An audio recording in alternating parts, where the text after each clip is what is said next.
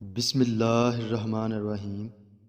حضرت موسیٰ علیہ السلام اور ان کے بھائی حضرت ہارون علیہ السلام اللہ تعالیٰ کا پیغام لے کر فرعون کے پاس آئے اور فرمایا کہ ہمیں اللہ نے اپنا پیغام دے کر تیری طرف بھیجا ہے کہ بنی اسرائیل کو تنگ کرنا چھوڑ دے اور راہ راست پر آ جا، اور فرمایا کہ ہمارے پاس تیرے رب کی نشانیاں ہیں، مگر فرعون کو اپنی حکومت، فوج اور خزانوں پر گھمنڈ تھا، اس لیے ان کے برابر بحث کرتا رہا مگر راہ راست پر نہ آیا۔ جب وہ ہر طرح سے تنگ ہو گیا تو اس نے تمام ملک میں ڈنڈورا پٹوایا اور بڑے بڑے جادوگروں کو بلوایا، چاروں طرف ہرکارے دوڑا دیے، اور عید کے دن سب کے سب میدان میں جمع ہو گئے۔ اب ایک فرعون تھا، اس کی درباری شاہی فوجیں اور اس کی قوم، اور دوسری طرف غریب اور بے کس حضرت موسیٰ علیہ السلام اور ان کے بھائی حضرت ہارون علیہ السلام تھے۔ اللہ کے سوا اور کوئی مدد دینے والا نہ تھا۔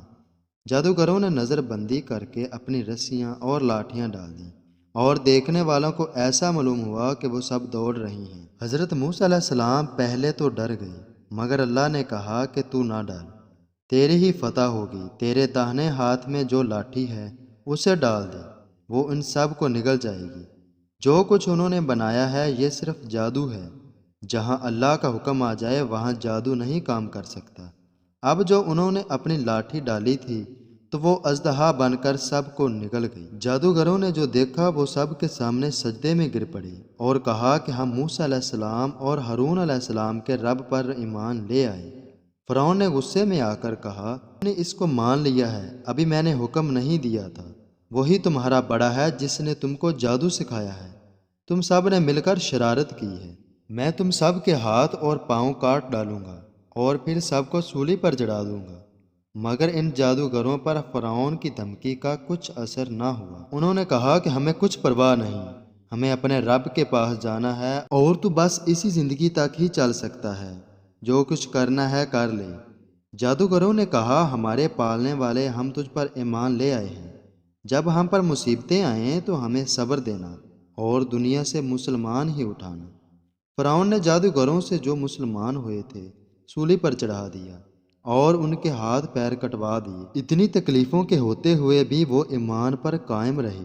اس واقعہ کے بعد بھی فرعون کی قوم اللہ تعالیٰ پر ایمان نہیں لائی اور اپنے غرور پر ہی رہی۔ اللہ تعالیٰ بڑا مہربان ہے، وہ بار بار اپنے بندوں کو سیدھی راہ دکھاتا ہے۔ اس کے بعد اللہ تعالیٰ نے فرعون اور اس کی قوم کو ڈرانے کے لیے طرح طرح کے عذاب بھیجتا رہا۔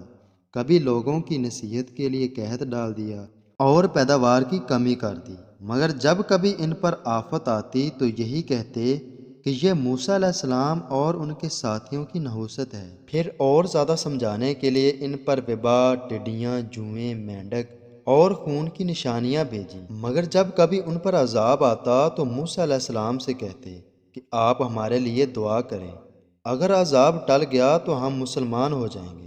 مگر ان کی حالت یہ تھی کہ ادھر عذاب ٹلا اور ادھر وہ اپنے اقرار سے پھر گئے۔ جب ان کی حد ہو گئی تو اللہ کے حکم سے حضرت موسیٰ علیہ السلام اپنی تمام قوم کو لے کر وہاں سے راتوں رات نکل کھڑے ہوئے۔ فرعون نے بھی شرارت کی اور ظلم سے ان کا پیچھا کیا، اور صبح ہوتے ہی ان کو سمندر کے قریب جا پہنچے۔ موسیٰ علیہ السلام کے ساتھی چلائے کہ ہم پکڑے گئے۔ آپ نے فرمایا، ہرگز نہیں، میرے ساتھ میرا رب ہے، وہ مجھے راستہ بتا دے گا۔ غرض کہ اللہ تعالیٰ نے بنی اسرائیل کو صحیح و سالم سمندر کے پار کر دیا۔ مگر جب فرعون اور اس کے لشکروں نے ظلم اور شرارت کے لیے ان کا پیچھا کیا تو دیکھتے ہی دیکھتے سب غرق ہو گئے، اور یوں اللہ نے ان کو باغوں، چشموں اور عالیہ شان محلوں سے نکالا، اور پھر ان ظالموں پر نہ آسمان رویا اور نہ زمین، اور بنی اسرائیل کو ان چیزوں کا مالک بنا دیا، اس لیے کہ وہ صبر کرتے تھے۔